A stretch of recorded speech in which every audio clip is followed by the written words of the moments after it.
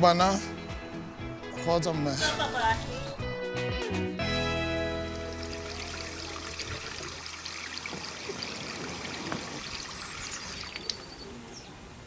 Hey, kids, we should be careful not to waste. What's your name? Bophelo.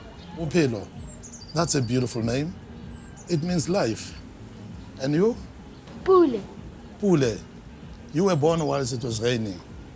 And we should be looking after the rain that comes from the sky because it's precious. It's what gives us life. You know what? There's something I want to do. Will you come with me? I want to take you on an outing. Yes! Oh, no!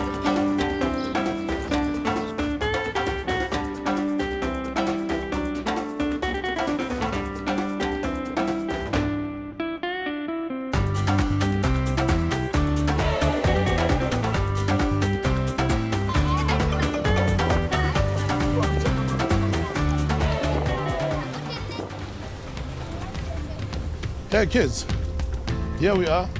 This is what I wanted to show you. Pule, do you know where the water was coming from? That was coming from the tap at your house. I don't know. Maybe from this river? The water comes from way, way far up in the mountains of Lesotho. 400 kilometers from here, we build very big dams. These dams are storing water. And to reach us here, the water comes over the mountains, through the rivers, the canals, the pipelines, to reach people in this part of our country.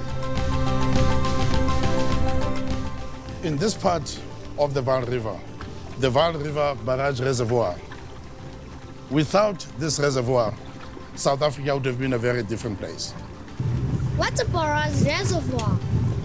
Barrage reservoir is water dammed up by a barrage. Let me take you down the river to where it all started.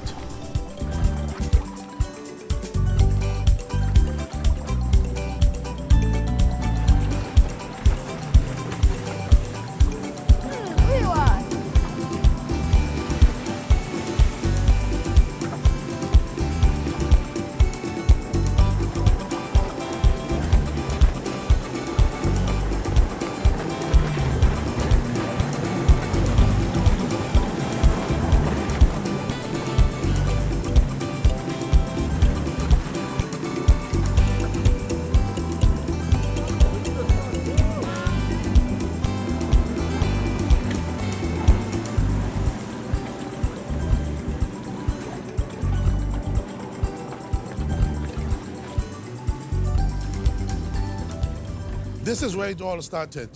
This is the Vaal Barrage, which was completed in 1923. We are soon to celebrate the 100th anniversary of the Vaal Barrage, and there's much to celebrate.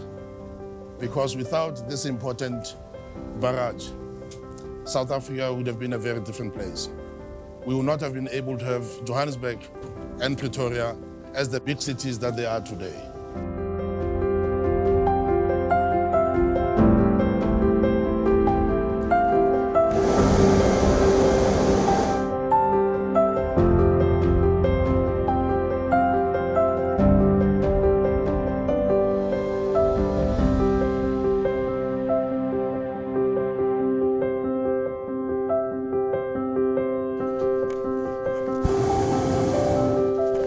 You know, this was the first dam and the first road over the Vaal River.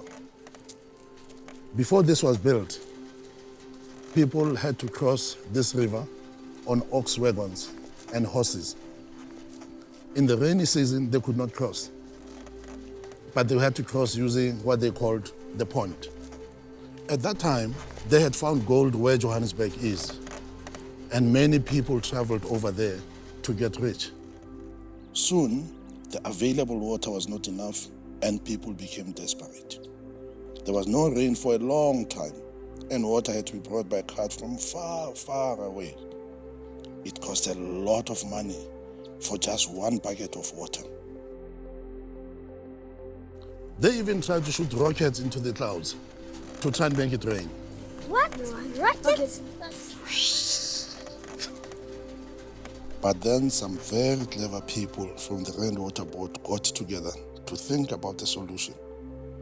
After much of debating, they decided to build this barrage to make a dam of water where they could pump water for the people of Johannesburg.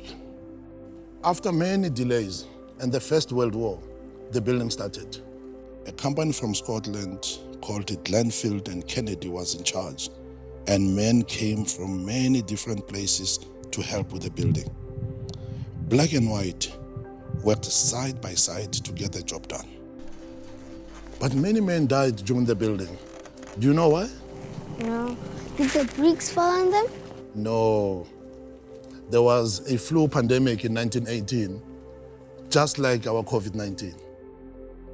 But they kept working until the job was done in July 1923. Do you see how hard people worked to get water to Johannesburg and to your home? But Johannesburg just kept growing and growing, and after a number of years, they had to build a bigger dam upriver called the Vaal Dam. Then did they have enough water? No. More and more people came, families, they started factories, mines. They needed water for everything. Soon even the Vaal Dam was not enough. And some clever people had to sit and think of a new plan. Imagine if there was not enough water. It would mean that everything that they had built up will have to stop. So they came up with a crazy plan to build dams far away in KwaZulu-Natal and bring the water up and over the mountain. That was before they built those huge dams up in the mountains of Lesotho.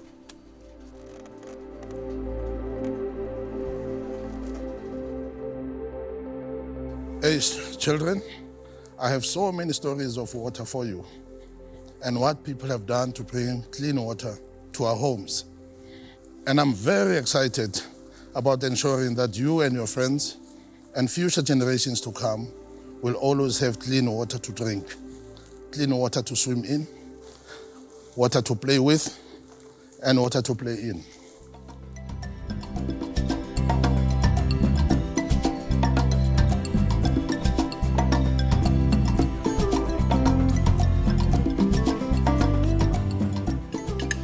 Children, I want to tell you a secret. You wanna hear it? Yes. I've been speaking to our country's president about this river.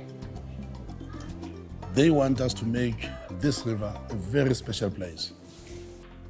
A place for teaching young people and children about water and how to preserve it for future generations. We want to build here next to the barrage a museum where all the stories of the river will be preserved and told. We also want to build a water science center where all our findings and new learnings and information about water will be shared, and to also improve the way we manage water. And there's more. We are going to make sure that this river is unpolluted and stays unpolluted. We are also going to invite people from all over the world to help us make this place a very special place. A place that other people from many countries will want to come and visit and enjoy. We will do all that is in our power to ensure that this river makes people's lives better. Young people will be taught and trained, and there'll be new job opportunities for many people along the river. Will there be a lot of fun things to do on the river? Yes, definitely.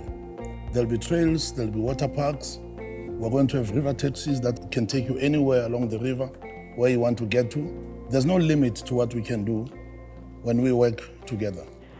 But don't the river eventually become crowded and dirty and ugly? No, not if I have anything to do with it. There are many good people who are willing to work with me on this project, and we have called it the Vaal Riverway. Do you want to see the barrage up close? Yes. Let's go.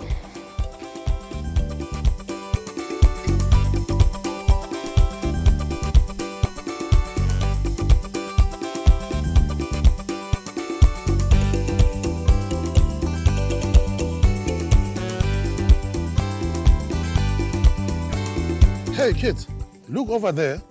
That is the road I was telling you about.